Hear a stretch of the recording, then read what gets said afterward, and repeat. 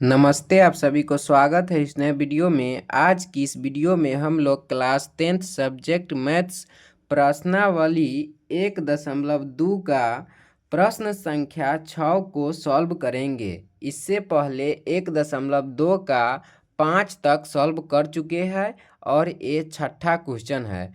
अगर आप लोग इस चैनल पर नए होइएगा तो चैनल को सब्सक्राइब जरूर कीजिएगा और अपने दोस्तों के पास शेयर भी जरूर कीजिएगा। ठीक है, चलिए छठा क्वेश्चन क्या कह रहा है पहले बारीकी से समझते हैं, उसके बाद बनाने का प्रयास करेंगे। ठीक है, क्वेश्चन कह रहा है कि व्याख्या कीजिए। क्या करना है हमको? सिद्ध करना है, व्याख्या करना है कि 7 गुने 11 गुने 13 प्लस 13 और 7 गुने 6 गुने 5 गुने 4 गुने 3 गुने 2 गुने 1 प्लस 5 भाज्य संख्याएं क्यों है? ये है भाज्य संख्याएं क्यों है, हमको प्रूफ करना है। ठीक है, ठीक है, तो चलिए सबसे पहले लिखेंगे हल। क्या लिखेंगे? हल लिखेंगे। चलिए हल लिख दिए। क्या करना है? इस दोनों संख्याओं को हमको प्रूफ करना है कि भाज्य संख्या क्यों है तो लेकिन क्यों है। तो क्या है? पहला है 7 गुने 11 गुने 13 प्लस 13। तो इसमें देखिए, इसमें आप लोग ध्यान से देखिए कि इसमें क्या कुछ कॉमन होने वाला है। 13 कॉमन हो जाएगा। चलिए 13 कॉमन निकालते हैं। तो 7 गुने 11, 7 गुने 11 13 कॉमन हो गया। अब प्लस 13 इनमें से कॉमन हो जाएगा तो 1 हो गया। ठीक है, चलिए अब क्या हो जाएगा?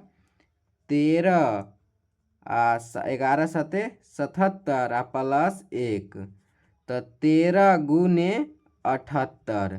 क्या आया? 1014। क्या आया? 1014 आया। क्या आया? 1014 आ गया। ठीक है, तो लिखेंगे इसको हम अभाज्य संख्याओं के गुणनखंडों के गुणनफल के रूप में लिख सकते हैं ना। हाँ लिख सकते हैं। तो क्या भाज्य संख्या हो जाएगा, यही ना कर दो। लिखेंगे चूंकि, क्या लिखेंगे? चूंकि लिखेंगे चूंकि 1014 को अभाज्य संख्याओं के गुणनफल 1014 को अभाज्य संख्याओं के लिखेंगे चूंकि 1014 को अभाज्य संख्याओं अभाज्य संख्याओं के गुणनखंडों के रूप में लिखा जा सकता है। अभाज्य संख्याओं के गुणनखंडों के रूप में लिखा जा सकता है। क्या किया जा सकता है? अभाज्य संख्याओं के गुणनखंडों अभाज्य संख्याओं के गुणनखंडों के रूप में लिखा जा सकता है। क्या किया जा सकता है? अभाज्य संख्याओं के गुणनखंडों के रूप में लिखा जा सकता है। क्या किया जा सकता है? इसको लिखा जा सकता है। लिखा जा सकता है। लिखा जा सकता है। तो लास्ट में क्या लिखेंगे? अतः इतना क्या है? एक भाज्य संख्या है। लिखेंगे अतः पहला हो गया 7 गुने 11 गुने 13 प्लस 13 एक भाज्य संख्या है। क्या लिखेंगे? एक भाज्य संख्या है। क्या लिखेंगे? एक क्या है? भाज्य संख्या है। ठीक है, एगो प्रूफ हो गया। ठीक है, अब चलिए दूसरा में करते हैं। पहला मतलब इसी का हो गया।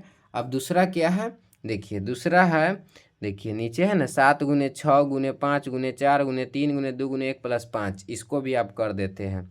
क्या है दूसरा? है दूसरा क्या है? 7 गुने 4 7 गुने 6 7 गुने 6 गुने 5 गुने 4। ये सब बुक में से लिख रहे हैं। बुक में देखिए है 3 गुने 2 गुने 1 प्लस 5 क्वेश्चन में है। ठीक है, अब क्या करेंगे? इसमें क्या करेंगे? इसमें हम 5 कॉमन ले लेंगे। यहाँ गुना में है, यहाँ जोड़ में है, तो कॉमन आराम से ले आ जाएगा। ठीक है, तो 7 गुने 6 गुने 1 गुने इसकी जगह 1 गुने 4 गुने 3 गुने 2 गुने उसके बाद क्या है? 2 गुने 1 प्लस 1। ये 5 कॉमन हो जाएगा तो ना हो जाएगा कॉमन। चलिए तो क्या हो जाएगा? 5 साक्षक 42 गुने 4/3 और गुने 2 प्लस 1। तो क्या हो जाएगा 5 इंटू इस सब को गुना कीजिएगा तो 1008 प्लस 1 आएगा। क्या आएगा 1008 प्लस 1।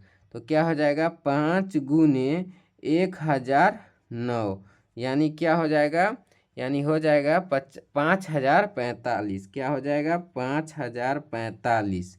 तो लिखेंगे, क्या लिखेंगे, इसको हम अभाज्य संख्याओं के गुणनखंडों के गुणनफल के रूप में लिख सकते हैं ना। तो लिखेंगे चूँकि, क्या लिखेंगे, चूँकि 5045 को, चूँकि 5045 को अभाज्य संख्याओं के गुणनखंडों के रूप में, 5045 को अभाज्य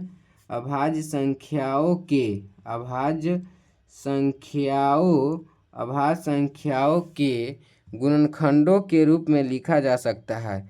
अभाज्य संख्याओं के, ठीक है, अभाज्य संख्याओं के गुणनखंडों के रूप में लिखा जा सकता है। क्या किया जा सकता है, गुणनखंडों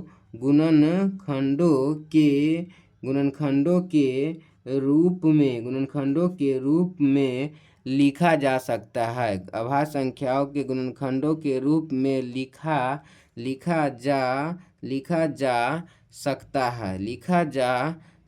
है। और लास्ट में लिख देंगे अतः इतना एक भाज्य संख्या लिख देंगे। अतः ये वाला 7 गुने 6 गुने 5 गुने 4 गुने 3 गुने 2 गुने 1 प्लस 5 एक क्या है, भाज्य संख्या है।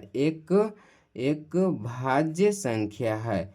क्या लिखेंगे, एक भाज्य संख्या है, एक भाज्य संख्या है। ठीक है, चलिए, तो अगर आप लोगों को यह वीडियो अच्छा लगा हो तो एक लाइक ज़रूर कर दीजिएगा और चैनल पर पहली बार हो तो एक सब्सक्राइब ज़रूर कर दीजिएगा। चलिए, कैसा लगा वीडियो कमेंट बॉक्स में ज़रूर बताइएगा। धन्यवाद, मिलते हैं नेक्स्ट वीडियो में अगले क्वेश्चन के साथ।